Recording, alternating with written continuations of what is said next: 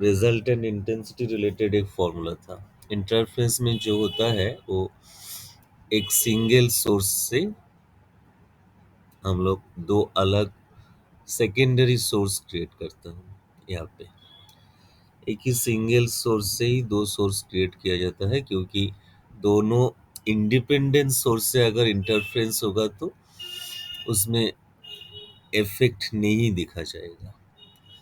दो अलग completely different source तुम यूज करोगे तो इंटरफेरेंस नहीं होगा। इसलिए एक सिंगल सोर्स को जहाँ से वेव जो आ रहा है वो इसी दो डिफरेंट जो सोर्स सेकेंडरी सोर्स है वहाँ से जब निकलेगा वो यहाँ से एक वेव आएगा, सेकेंड जो सोर्स है वहाँ से और एक वेव आएगा। ये दोनों वेव जिस पॉइंट में मीट करेगा वहाँ पे कंडीशन के अनुसार अगर उसका जो जिस फेज डिफरेंस से दोनों वेव आएगा उस हिसाब से अगर फेज डिफरेंस मैक्सिमम इंटेंसिटी का होगा तो वहाँ पे ब्राइट बैंड क्रिएट होगा, और मिनिमम इंटेंसिटी का फेज डिफरेंस हो जाए तो ऐसे कंडीशन से मीट करेगा तो वहाँ पे डार्क बैंड होगा। ऐसे ही जो फॉर्मूला हम लोग स्टडी किया था। और इंटेंसिटी का क्या फॉर्मूला है? इंटेंसिटी का जो फॉर्मूला है वो है टू डिफरेंट सोर्स के इंटेंसिटी अगर I1 I2 होता तो रिजल्टेंट इंटेंसिटी जो मिलेगा I वो है I1 plus I2 2 root over of I1 I2 cos phi। यहाँ पे जो phi मैंने लिखा ये है phase difference between two interfering waves. Amplitude का हिसाब से भी इस फॉर्मूला को हम लोग लिख सकते हैं। एम्पलीट्यूड के हिसाब से लिखा जाए तो एम्पलीट्यूड का स्क्वायर इंडिविजुअल वेव का जो एम्पलीट्यूड होगा A1 और A2, ए रिजल्टेंट एम्पलीट्यूड का square equals to A1 square plus A2 square 2A1 A2 cos phi। Vector addition का जिस तरह फॉर्मूला था ऑलमोस्ट सिमिलर टाइप का फॉर्मूला मिलेगा एम्पलीट्यूड के लिए। तो रिजल्टेंट एम्पलीट्यूड ऐसे भी फॉर्मूला लिखा जाएगा इस फॉर्मेट में भी। यहाँ पे दो सिचुएशन होगा, एक कंडीशन फॉर ब्राइट बैंड। अगर cos phi जो है उसका वैल्यू +1 होगा तो उस सिचुएशन में ब्राइट बैंड क्रिएट होगा उस पोजीशन में। उसी cos phi का वैल्यू -1 होगा तो कोई जिस पॉइंट में लाइट ऐसे मीट करेगा तो cos phi का वैल्यू -1 हो गया तो वहाँ पे डार्क बैंड क्रिएट होगा, मतलब इंटेंसिटी मिनिमम इंटेंसिटी होगा। ऐसा दोनों सिचुएशन हम लोग स्टडी किया। तो मैक्सिमम इंटेंसिटी मतलब जहाँ पे cos phi का वैल्यू +1 होगा, मैक्सिमम इंटेंसिटी का फॉर्मूला आ जाएगा ऐसे √I1 plus √I2 whole square. Similarly जहाँ पे डार्क बैंड क्रिएट होगा वहाँ पे minimum intensity √I1 minus √I2 whole square, ऐसे फॉर्मूला आएगा। मैक्सिमम जो प्रॉब्लम दिया जाएगा यहाँ पे जो प्रॉब्लम है वो मैक्सिमम इंटेंसिटी और मिनिमम इंटेंसिटी का रिलेटेड रेशियो का फॉर्मूला होता है। So maximum intensity √I1 plus √I2, minimum √I1 minus √I2, सभी का होल स्क्वायर लिखना पड़ेगा। ऐसे जो फॉर्मूला आ गया ये वाला फॉर्मूला ही यहाँ पे नेक्स्ट जो हम लोग प्रॉब्लम सॉल्व करूँगा 8-10 जो प्रॉब्लम है सभी प्रॉब्लम इसी फॉर्मूला से रिलेटेड ही होगा। इसी सेम फॉर्मूला को अगर एम्पलीट्यूड का टर्म में लिखा जाए तो एम्पलीट्यूड का टर्म में ऐसे होगा A1 plus A2 A1 minus A2 whole square, क्योंकि इंटेंसिटी जो है वो एम्पलीट्यूड का स्क्वायर के साथ रिलेटेड है। सो यहाँ पे A1 स्क्वायर लिखा जाए तो उसका स्क्वायर रूट होगा तो स्क्वायर रूट ऑफ A1 आ जाएगा, इसलिए ऐसे फॉर्मूला आ गया। इसी जो फॉर्मूला हम लोग लिख लिया, ये वाला फॉर्मूला ही मोस्ट इम्पोर्टेंट है, इसको तुम्हारा कॉपी में ठीक तरह से लिख लो। इस हिसाब से हम लोग प्रॉब्लम सॉल्व करूंगा। लास्ट वाला जो फॉर्मूला लास्ट स्टेप में हम लोग लिख लिया, इसको लिख लो।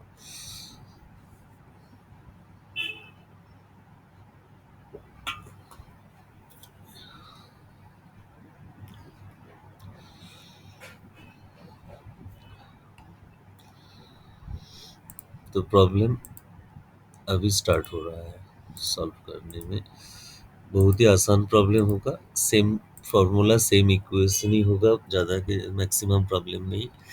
The ratio of maximum to minimum intensity in Young double slit interference is 16।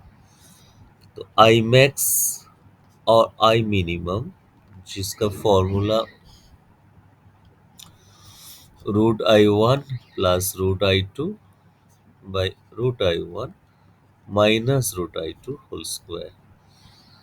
तो आई मैक्स आई मिनिमम का रेशियो यहाँ पे दिया हुआ है, आई मैक्स आई मिनिमम का रेशियो इज 16, 16/1।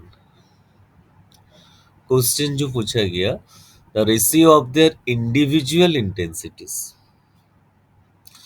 इसी फॉर्मेट को हम लोग ऐसे भी लिख सकते हो, root I one plus root I two plus one root I one by root I two minus one whole square.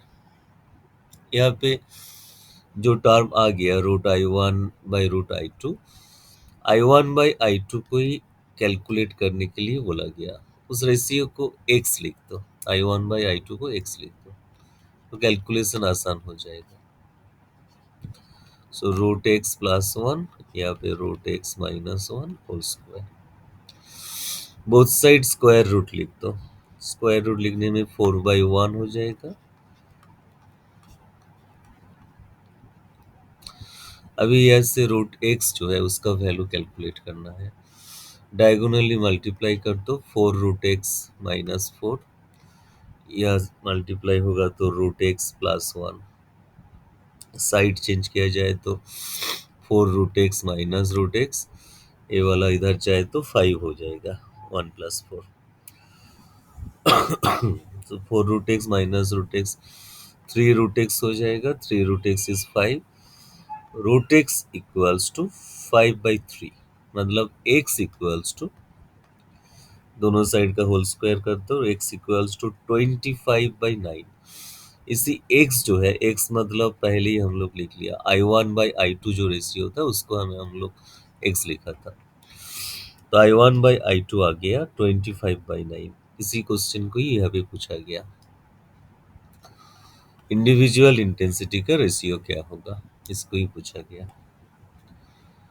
Next question, interference when two waves of intensities I1 and I2 differing in phase phi, the contrast will be maximum। Contrast maximum होगा जब दोनों का ही intensity equal equal intensity होगा। उसमें maximum और minimum का जो difference, जिस उसका जो रेशियो होता है उसको कॉन्ट्रास्ट कहते हैं, वो मैक्सिमम कॉन्ट्रास्ट मिलेगा, तो I1 I2 इक्वल होना चाहिए। Next, which of the following does not explain wave theory of light. Wave theory of lights के साथ कौन सी प्रॉपर्टीज का कोई रिलेशन नहीं है।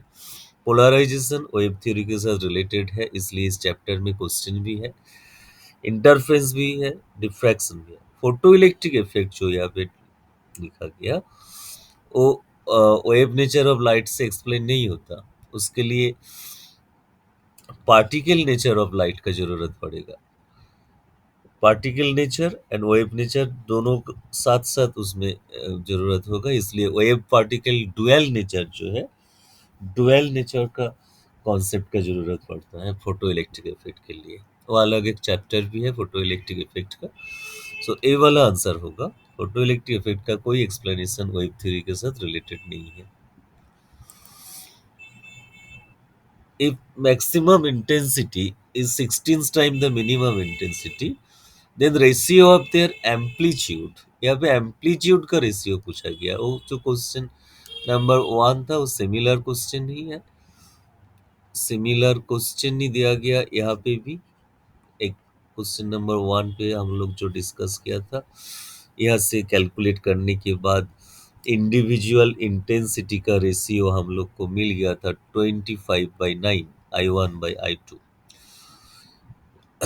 यहाँ पे एम्पलीट्यूड का रेशियो पूछा गया, तो I is proportional to amplitude square होता है, तो इसलिए I1/I2 होगा A1 square by A2 square.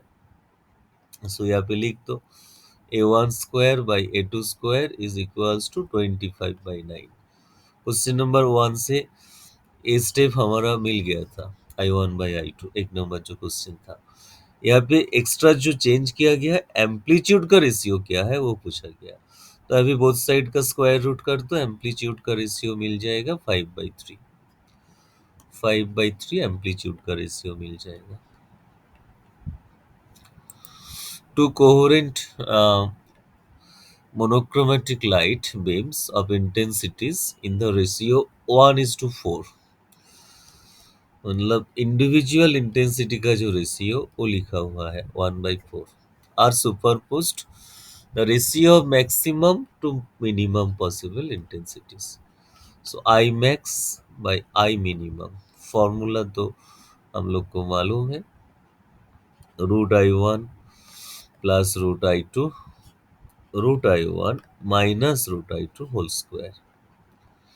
इसको हम लोग ऐसे लिख सकते हो, तुम √I2 से डिवाइड कर दो डिनोमिनेटर एंड न्यूमरेटर दोनों टर्म को ही, तो ए वाला फॉर्म आ जाएगा। इसको यूज करना आसान है। I1/I2 का जो रेशियो है यहाँ पे रिप्लेस कर दो।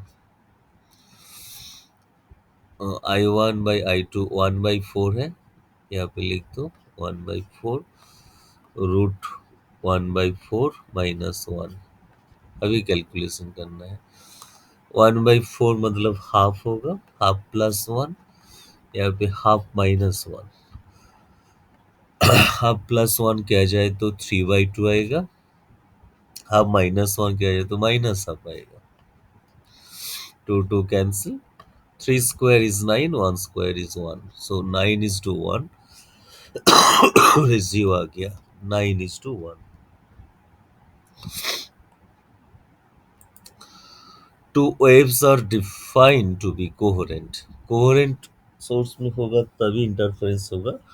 कोहेरेंट होने का, दोनों सोर्स को कोहेरेंट होने का एक ही कंडीशन जो है, उसका दोनों सोर्स के बीच फेज डिफरेंस जो है वो कांस्टेंट होना चाहिए, कांस्टेंट फेज डिफरेंस होना चाहिए। और जो पॉइंट है, same amplitude, same frequency, same wavelength, उसके वो होना ही वो होगा तो प्रॉब्लम नहीं है, लेकिन कोहेरेंट होने का जो एसेंशियल कंडीशन है कांस्टेंट फेज डिफरेंस, इसको याद रखना पड़ेगा। फेज डिफरेंस कांस्टेंट होगा तो कोहेरेंट होगा, तभी इंटरफेरेंस मिलेगा, नहीं तो इंटरफेरेंस नहीं होगा। Two coherent monochromatic light beams of intensities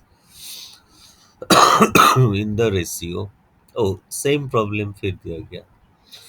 यहाँ पे I1/I2 1/4, और पिछले वाला जो प्रॉब्लम यहाँ पे था वो एक ही प्रॉब्लम, एक ही डेटा, ओ एक ही साल का प्रॉब्लम दो बार लिख दिया यहाँ पे, दो बार उन्होंने दे दिया क्वेश्चन में। तो 9:1 ही आंसर होगा, सेम प्रॉब्लम है, उसको सॉल्व करने का नहीं, ये वाला डिफरेंट प्रॉब्लम है। Ratio of amplitudes of to coherent sources is 1/2, मतलब एम्पलीट्यूड का रेशियो यहाँ पे लिखा हुआ है A1/A2 is half। The ratio of maximum intensity and minimum intensity क्या होगा, इसको पूछा गया। अगर एम्पलीट्यूड का हिसाब से कैलकुलेशन करना है तो ऐसे फॉर्मूला है, एम्पलीट्यूड का हिसाब से फॉर्मूला ऐसे है A1 plus A2 whole square, A1 minus A2 whole square. इसको भी हम लोग ऐसे लिख सकते हो तुम, A1/A2 प्लस 1, डेनोमिनेटर में A1/A2 माइनस 1, ऐसे लिखा जाएगा। मतलब A2 से दोनों टर्म को डिवाइड कर दिया गया। अभी जो रेशियो दिया है इसको यहाँ पे रिप्लेस कर दो, A1/A2 हाफ लिखा हुआ है, हाफ प्लस 1 होल स्क्वायर, यहाँ पे हाफ -1 होल स्क्वायर। इसको कैलकुलेट करो, आंसर आ जाएगा। इस कैलकुलेशन को तुम खुद करो, आंसर आएगा।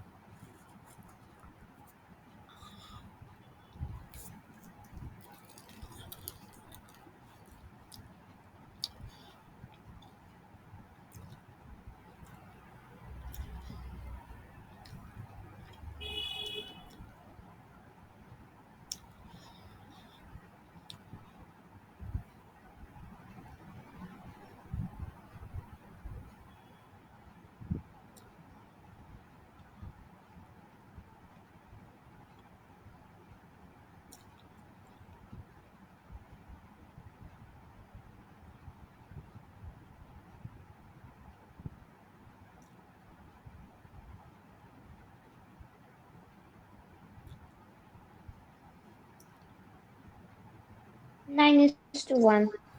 9:1। उस सिमिलर टाइप का जो प्रॉब्लम बार बार दिया गया, उसको उस लोगों को और कोई प्रॉब्लम नहीं मिला, घुमा फिरा के सेम प्रॉब्लम दिया।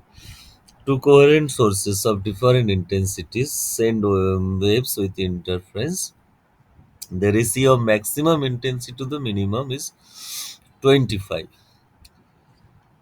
I max और I minimum इसका रेशियो फॉर्मूला तो हम लोग को मालूम है, √I1/I2+1। डायरेक्ट इस फॉर्मेट पे ही लिख लिया मैंने, √I1 - 1। ये वाला रेशियो आई मैक्स और आई मिनिमम का रेशियो 25 लिखा हुआ है। इंटेंसिटीज ऑफ द सोर्सेस मतलब I1/I2 का इंडिविजुअल सोर्स का इंटेंसिटी का रेशियो क्या होगा उसको पूछा गया। इसी रेशियो को फिर से x लिख लो, कैलकुलेशन आसान होगा। सो √x+1 √x-1, दोनों साइड का स्क्वायर रूट कर दो, 5/1 आ जाएगा। इस साइड में होल स्क्वायर और नहीं रहेगा, यहाँ से कैलकुलेट करना पड़ेगा, डायगोनली मल्टीप्लाई कर दो, 5√x-5, इधर मल्टीप्लाई होगा तो √x+1, √x का साइड चेंज कर दो, यहाँ पे -5 का साइड चेंज कर दो, तो जो आ जाएगा वो है 4√x equals to 6। That's mean √x equals to 6/4। तो x क्या होगा, x मतलब दोनों साइड का होल स्क्वायर कर दो, x होगा दोनों साइड का होल स्क्वायर करने में x होगा 36/16। 6 स्क्वायर इज 36, 4 स्क्वायर इज 16। 36:16 आ गया, उसको कैंसिल कर दो, 4 से कैंसिल हो जाएगा, 9 मिलेगा, 4 मिलेगा। So 9/4 is the answer, 9/4। Next problem, the intensity ratio at a point और observation due to two coherent waves is 100:1. The ratio between their amplitudes और इंटेंसिटी रेशियो दिया हुआ है, एम्पलीट्यूड रेशियो क्या होगा पूछा गया। हम लोग को मालूम है इंटेंसिटी के साथ एम्पलीट्यूड का स्क्वायर का रिलेशन होता है। So I1 is equals to A1 square, I2 is A2 square. So A1/A2 क्या होगा, दोनों साइड का स्क्वायर रूट कर दो, A1/A2 आ जाएगा 10:1, 10:1। Two coherent sources whose intensity is 81/1, मतलब I1/I2 इंडिविजुअल रेशियो लिखा हुआ है यहाँ पे, I1/I2 इज 81:1। तो मैक्सिमम और मिनिमम इंटेंसिटी का रेशियो क्या होगा, same formula.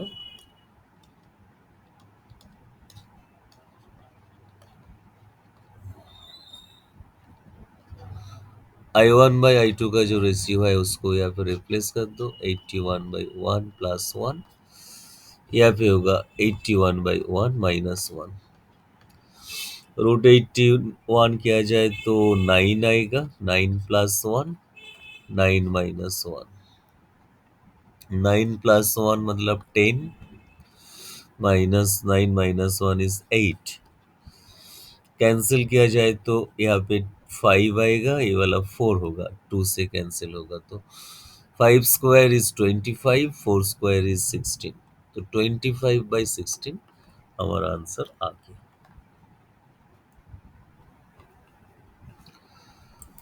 Next problem. The width of the slit are in the ratio of is to 4:9। Slit with का रेशियो यहाँ पे लिखा हुआ है। स्लिट विथ मतलब जो स्लिट यहाँ पे यूज होता है उसका विथ, ए वाला with. Slit with is in the ratio with W1/W2 is 4/9। The ratio of intensity at maxima to the minima क्या मिलेगा उसको पूछा गया। विथ ऑफ द स्लिट के साथ एम्पलीट्यूड का रिलेशन डायरेक्ट रिलेशन होता है। सो A1/A2 बेसिकली 4/9। सो I1/I max/I minimum इस रेशियो को कैलकुलेट करने के लिए बोला गया। एम्पलीट्यूड का हिसाब से रिलेशन होगा तो A1/A2+1, A1/A2-1 ऐसे होगा। तो उसको यहाँ पे रिप्लेस कर दो। A1/A2 4:9 लिखा हुआ है। सो 4/9+1/4/9-1। अभी इसको कैलकुलेट करो। जो आएगा 4+9 आएगा, 4+9 आएगा, यहाँ पे 4-9 आएगा। 4+9 तो 13 हो जाएगा। यस 13। यहाँ पे कैलकुलेशन होगा तो 4+9/9 यहाँ पे होगा तो 4-9/9 दोनों का ही होल स्क्वायर। 9 तो कैंसिल हो गया, जो रह गया वो है 13/-5 whole square. 13 square is 169, -5 square is 25। तो मिल गया 169:25 रेशियो। विथ के साथ एम्पलीट्यूड का रेशियो प्रोपोर्शनल होता है, सेम होता है। विथ का रेशियो दिया गया मतलब एम्पलीट्यूड का ही रेशियो लिखा हुआ है, उस हिसाब से कैलकुलेशन हो जाएगा। नेक्स्ट, अभी इसी वो वाला जो फॉर्मूला था उसके साथ रिलेटेड जो भी क्वेश्चन है हो गया खत्म। नेक्स्ट जो फॉर्मूला यहाँ पे यूज होता है वो है फ्रिंज विड्थ का। यंग्स डबल स्लिट एक्सपेरिमेंट में जो फ्रिंज प्रोड्यूस होता है, ब्राइट फ्रिंज और डार्क फ्रिंज, उसका जो फॉर्मूला, दोनों सोर्स से लाइट इंटरफेयर करेगा तो स्क्रीन के ऊपर दो टाइप का पैटर्न होता है। एक ब्राइट फ्रिंज आएगा, उस ब्राइट फ्रिंज के बाद डार्क फ्रिंज होता है, फिर उस डार्क फ्रिंज के बाद एक ब्राइट फ्रिंज होता है। ऐसे फ्रिंज प्रोड्यूस होता है इंटरफ्रेंस में। Consecutive bright dark then again dark, condition के हिसाब से एक बैंड ब्राइट बैंड होगा तो मैक्सिमम इंटेंसिटी होगा तो उसका साइड में ही नेक्स्ट डार्क बैंड प्रोड्यूस होता है। ऐसे ही हमारा कंडीशन था। उसी बैंड जो डार्क ब्राइट बैंड का जो पोजीशन होता है उसका फॉर्मूला याद रखना है। ब्राइट बैंड का पोजीशन का फॉर्मूला yn = n λ/d/t ऐसे फॉर्मूला था, जहाँ पे लैम्डा वेवलेंथ है, n is the order of the band, मतलब कौन सी नंबर कौन सी ऑर्डर का बैंड प्रोड्यूस हो रहा है, 1 2 3 4 और कोई भी। Capital D is the distance between screen and source. Screen यहाँ पे जिसमें जिसका ऊपर बैंड प्रोड्यूस हो रहा है उस स्क्रीन के साथ सोर्स का जो डिस्टेंस वो कैपिटल डी है। And small D is the distance between two interfering sources, ये वाला है स्मॉल डी। ब्राइट बैंड का पोजीशन ऐसे फॉर्मूला था, और डार्क बैंड का पोजीशन का जो फॉर्मूला था yn = 2n - 1 λ/d/2d। Two small t, ऐसे फॉर्मूला था ब्राइट बैंड और डार्क बैंड का। उसका कंडीशन का भी फॉर्मूला याद रखना है, नॉट ओनली पोजीशन का। कंडीशन मतलब कौन सी फेज डिफरेंस के लिए ब्राइट बैंड होगा और कौन सी फेज डिफरेंस के लिए डार्क बैंड होगा। ब्राइट बैंड होने के लिए फेज डिफरेंस पाई जो है, पाई का इंटीजर, इवन इंटीजर मल्टीप्लायर होना चाहिए। इवन इंटीजर इसलिए यहाँ पे 2 लिख दिया। n is any number starting from 0 1 2 any number. Dark band के में इवन नहीं, ऑड नंबर का, ऑड जो है पाई का ऑड मल्टीप्लायर होना था, इसलिए यहाँ पे 2n+1 लिख दिया। और पाथ डिफरेंस जो है, फेज डिफरेंस का तो कंडीशन लिख दिया, पाथ डिफरेंस एन लैम्डा होना चाहिए ब्राइट बैंड प्रोड्यूस होने के लिए। मतलब लैम्डा का मल्टीप्लायर में आएगा path difference, lambda 2 lambda 3 lambda ऐसे आएगा। और डार्क बैंड के लिए path difference 2n+1 lambda by 2 ऐसे पाथ डिफरेंस होना चाहिए। मतलब लैम्डा बाई 2 जो है उसका ऑड मल्टीप्लायर में आएगा पाथ डिफरेंस, तब उस पोजीशन में जहाँ पे इस पाथ डिफरेंस से दो इंटरफेरिंग वेव मीट करेगा, उस पोजीशन में डार्क बैंड प्रोड्यूस होगा।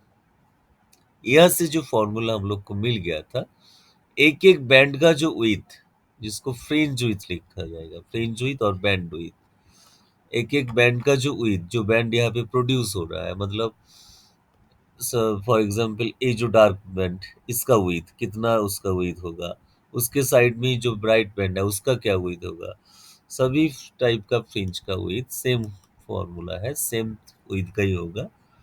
लैम्डा डी बाई टी ऐसे फॉर्मूला था फ्रिंज विड्थ का। फ्रिंज विड्थ को बीटा से डिनोट किया जाता है, beta equals to lambda D by t, जहाँ पे कैपिटल डी है ए वाला distance, distance between screen and sources, and small d जो है वो है गैप बिटवीन टू सोर्सेस। इसको याद रखना है। तो अभी क्वेश्चन में फोकस करो। यंग डबल स्लिट एक्सपेरिमेंट में सेकेंड फ्रिज का विड्थ लिखा हुआ है, तो फोर्थ फ्रिज का विड्थ क्या होगा। तो बहुत आसान क्वेश्चन है, एक सिमिलर टाइप का क्वेश्चन 4-5 बार यहाँ पे लिखा हुआ है। क्यों आसान है, सभी फ्रिंज का विड्थ सेम होता है, वो सेकंड हो और फोर्थ हो, इंटरफ्रेंस में सभी विड्थ का विड्थ सेम होता है, इसलिए ये वाला ही आंसर होगा 10⁻²। विड्थ का भी विड्थ चेंज नहीं होता है, सभी विड्थ जो मिलेगा फर्स्ट विड्थ हो और सेकंड हो और थर्ड हो, सब विड्थ का ही, सब फ्रिंज का ही विड्थ सेम होता है। Fringe width observed in young double-slit experiment is beta. If the frequency of the source is double, the fringe will become by Riemann. Beta equals to lambda d by t. यहाँ पे जो formula हमारे पास है उसमें frequency के साथ कोई relation यहाँ पे नहीं लिखा हुआ है। फ्रीक्वेंसी डबल होगा तो उसके साथ कोई रिलेशन यहाँ पे नहीं लिखा हुआ है। अगर वेवलेंथ सेम रहेगा तो फ्रिंज विड्थ सेम ही रहेगा, चेंज नहीं होगा। अगर फ्रीक्वेंसी के साथ वेवलेंथ भी चेंज होगा तो तब भी फ्रिंज चेंज होगा। Next question, an interference pattern is observed by Young double slit experiment if now the separation between the coherent sources is halved. Formula को पहले लिख लो, फ्रिंज विड्थ का जो formula lambda D by t, दोनों source के बीच जो गैप मतलब स्मॉल डी, उसको हाफ किया गया, और स्क्रीन से कोहेरेंट सोर्स का जो डिस्टेंस मतलब कैपिटल डी, इसको डबल किया गया।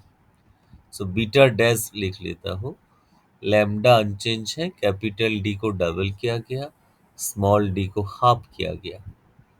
तो फ्रिंज विड्थ क्या होगा, ए वाला 2 ऊपर जाएगा तो 4 हो जाएगा, 4 इंटू लैम्डा डी बाई 2, मतलब पहले जो फ्रिंज विड्थ था उसका 4 टाइम्स आ जाएगा, become 4 times, become 4 times. Minima और डार्क बैंड के लिए फेज डिफरेंस क्या होना चाहिए, अभी अभी हम लोग लिखा था फॉर्मूला, ए वाला होना चाहिए। मतलब पाई जो है, पाई का ऑड मल्टीप्लायर से फेज डिफरेंस होगा तो वहाँ पे जिस स्पेस डिफरेंस से दो वेव मीट करेगा तो वहाँ पे डार्क बैंड प्रोड्यूस होगा, वहाँ पे डार्क बैंड आ जाएगा। The width of the third fringe in Young's double slit interference experiment is 0.1 millimeter। Third fringe का विथ ए वाला है, तो फिफ्थ फ्रिंज का विथ क्या होगा? बोलो क्या आंसर होगा? इस क्वेश्चन का आंसर क्या होगा?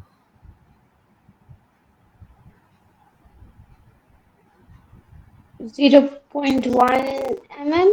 हाँ, और सेम ही रहेगा। क्यों सेम रहेगा? क्योंकि फ्रिंज विथ फर्स्ट हो और सेकंड फ्रिंज विथ हो, सभी फ्रिंज का विथ सेम होता है, इसलिए वो सेम विथ ही रहेगा। Next, in Young's double slit experiment, 12 fringes are obtained in a certain fragment of the screen. When light of wavelength used, the wavelength of light is changed to 400, number of fringes obtained in the same segment. Same segment और same position में fringe का position का जो formula था y n equals to n lambda D by t, position same है, wavelength को change किया गया। उसी पोजीशन में पहले 12 फ्रिंजेस प्रोड्यूस होता, अब अभी कितना फ्रिंजेस प्रोड्यूस होगा? मतलब ए वाला जो टोटल जो सिस्टम है उसको फिक्स रखा गया। एन वन लैम्डा वन, पहले जो वेव यूज हुआ उसका वेवलेंथ लैम्डा वन लिख लिया, बाद में जो वेव यूज हो रहा है उसका वेवलेंथ लैम्डा टू। वेवलेंथ का चेंज हुआ इसलिए नंबर ऑफ फ्रिंजेस में चेंज आएगा। अदर्स जो फैक्टर है कैपिटल डी और स्मॉल डी, उसका कोई चेंज नहीं हुआ, उसको कैंसिल कर दो। तो इस टाइप का प्रॉब्लम के लिए जो कंडीशन का इज यूज होगा ए वाला, n one lambda one equals to n two lambda two होना चाहिए। तो एन वन जो है पहले 12 था, तब वेवलेंथ 600 था। अभी n two number of fringes कितना होगा जब वेवलेंथ 400 हो गया? यहाँ से कैलकुलेट करो, कैलकुलेट करने के बाद बोलो कौन सी आंसर आएगा। एन टू कैलकुलेट करना है, नंबर ऑफ फ्रिंजेस।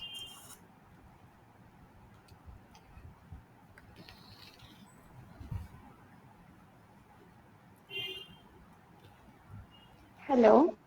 बोलो। यहाँ से कैलकुलेट करो number of fringes. Sir second, video नहीं आ रहा है कुछ भी। वीडियो नहीं आ रहा है? तो क्लियर है। तुम्हारा वहाँ पे क्लाउड फॉर्मेशन हुआ क्या?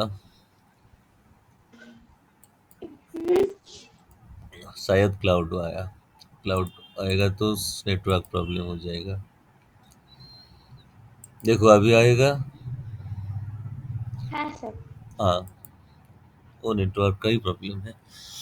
हाँ, तो number of fringes second case में क्या होगा? n2, n2 का वैल्यू क्या होगा? इस कंडीशन का यूज हो रहा है यहाँ पे।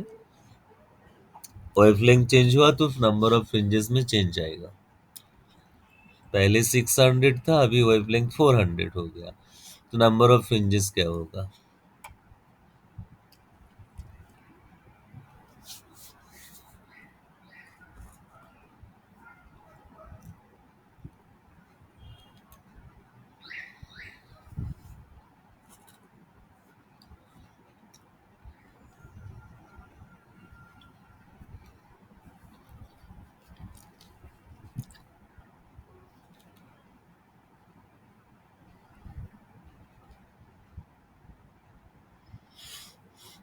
Eighteen and two is equal to 18। 18,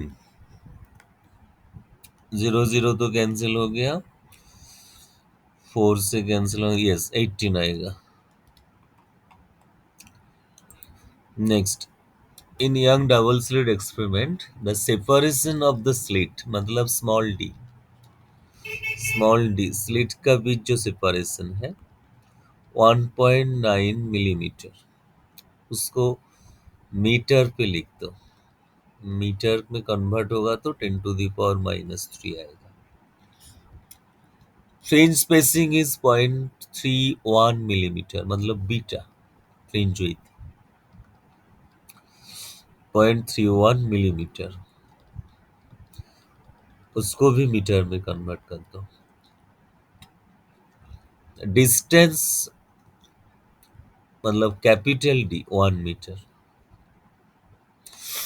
fringe के साथ जो सोर्स का मतलब distance between screen and sources is 1 metre. पूछा गया वेवलेंथ, कौन सी वेवलेंथ यूज हुआ था, तो एक ही फॉर्मूला है हमारे पास, beta equals to lambda D by T. यहाँ से सभी डेटा दिया हुआ है, लैम्डा कैलकुलेट करना है।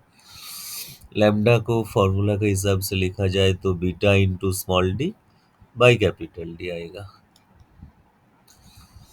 यहाँ पे बीटा रिप्लेस कर दो, 0.31 इंटू 10⁻³ स्मॉल डी जो है वो है 1.9 into 10⁻³ capital D 1 metre.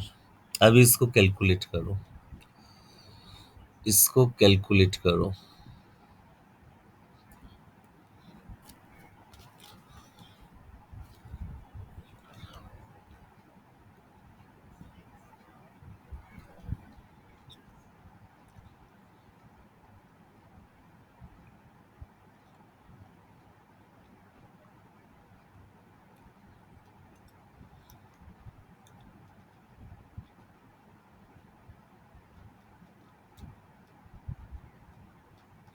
0.589 into 10⁻⁻6. Yes, 0.589 10⁻⁻6 metre. ये वाला आंसर मीटर पे आया। इसको एंगस्ट्रम में चेंज करना पड़ेगा। आर्मस्ट्रॉन्ग में चेंज होगा, मतलब एक जो एंगस्ट्रम का वैल्यू होता है 10⁻⁻10 मीटर, उस एंगस्ट्रॉम में चेंज करना पड़ेगा। तो तब इसको 10⁻⁻10 लिखना होगा। 10⁻⁻10 लिखने के लिए जो डेसिमल पॉइंट है उसको 4 स्टेप शिफ्ट करना पड़ेगा राइट साइड में, तब 10⁻⁻10 हो जाएगा। तो 10⁻⁻10 mean 1 angstrom, so it is 5890 angstrom. That is the answer, 5890 angstrom. Next, ओ ये तो सेम प्रॉब्लम हो, पिछले वाला प्रॉब्लम, एक ही प्रॉब्लम बार बार एग्जाम में दिया है। 12 फ्रिंजेस प्रोड्यूस हुआ था इस वेवलेंथ के लिए, तो कंडीशन है n1 lambda 1 equals to n2 lambda 2। n1 is 12 जब वेवलेंथ 600, तो n2 क्या होगा जब वेवलेंथ 400। अभी अभी हम लोग किया था, 18 आंसर होगा, 18 अभी अभी हम लोग सॉल्व किया था उसी सेम प्रॉब्लम को। सेम प्रॉब्लम आईओएम 2011 में भी था, वही प्रॉब्लम यहाँ पे के यू 2014 में भी था। 20 प्रॉब्लम तो हो गया, थोड़ा बहुत टाइम हमारे पास है, और दो चार प्रॉब्लम सिमिलर टाइप का प्रॉब्लम सॉल्व कर लो। अ, इस क्वेश्चन का आंसर बोलो, 24 क्या आंसर होगा। देखो तुम खुद बोल सकते हो इसका आंसर।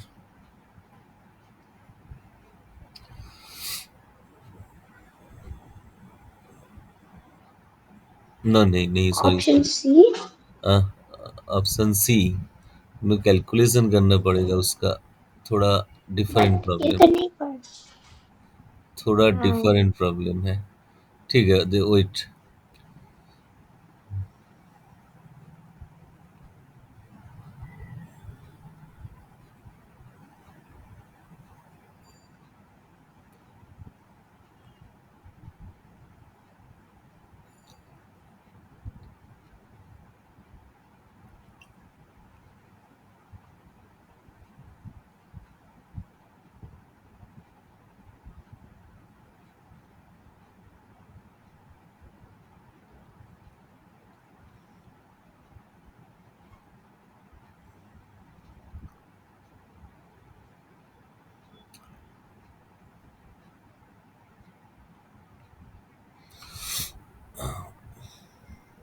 क्वेश्चन नंबर 75 इसका आंसर करूंगा।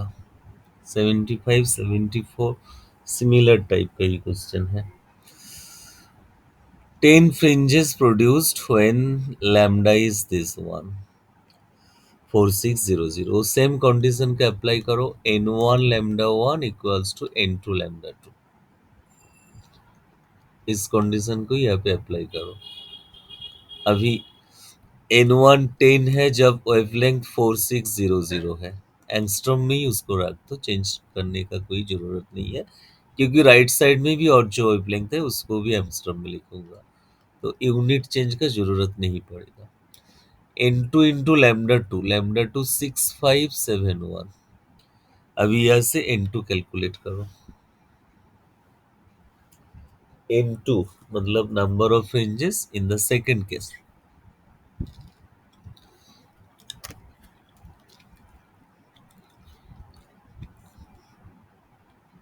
10 into 4600 डिवाइडेड बाय 6571। देखो नियरली 7 आएगा, नियरली 7 आ जाएगा आंसर।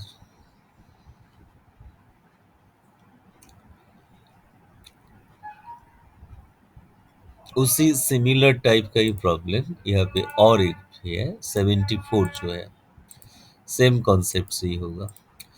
जब वेवलेंथ 7800 है उस टाइम में रेड लाइट जो है उस टाइम में nth red band n times the red band produce हुआ, अलग ऑर्डर में लिखा हुआ है। जब ब्लू लाइट का वेवलेंथ यूज हुआ n plus one blue band produce हुआ, सो n plus one into blue light का वेवलेंथ, उस सेम कॉन्सेप्ट से आंसर हो रहा है। मतलब वो वाला जो फॉर्मूला हम लोग लिखा हुआ था n1 lambda 1 equals to n2 lambda 2, उस कॉन्सेप्ट से। n1 इज n जब wavelength 7800 angstrom, n2 is n plus one जब वेवलेंथ 5200 एंगस्ट्रॉम। अभी यहाँ से कैलकुलेट करो n का वैल्यू हो क्या होगा। n what is the value of n? 0 0 cancel हो जाएगा दोनों साइड से ही। 13 से कैंसिल होगा 52, 13 से कैंसिल होगा तो 4 आएगा, यहाँ से कैंसिल होगा तो 6 आएगा। मतलब फिर कैंसिल होने का चांसेस और एक है, 4 है, मतलब 2 से भी कैंसिल होगा 3 2, so 3n equals to 2 into n plus one. यहाँ से कैलकुलेट करो n क्या आएगा, what is the value of n?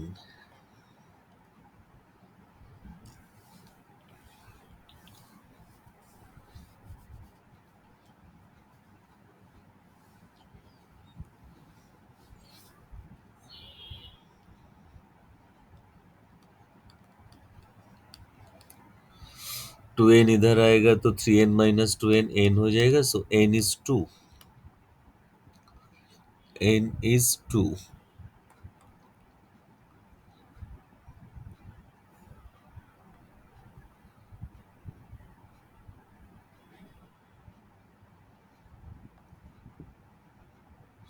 Seventy nine same type का ही प्रॉब्लम है, same formula same problem.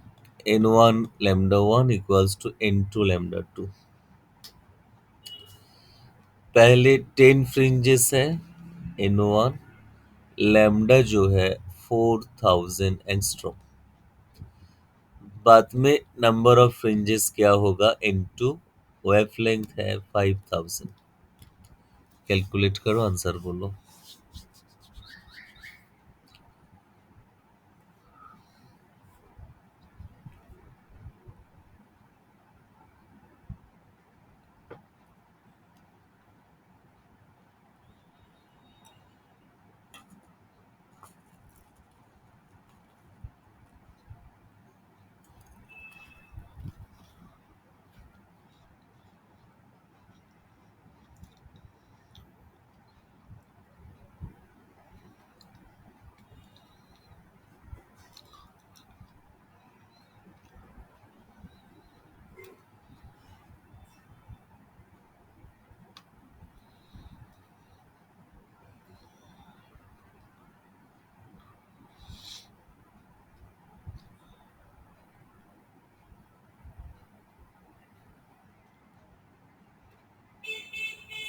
8.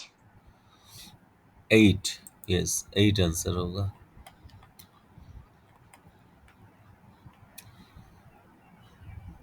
Okay, ठीक है। नेक्स्ट क्लास में नेक्स्ट जो कॉन्सेप्ट है वो डिफ्रैक्शन का रिलेटेड जो प्रॉब्लम है उसका सॉल्व करूँगा। इंटरफेरेंस का रिलेटेड मैक्सिमम प्रॉब्लम ही सॉल्व हो गया।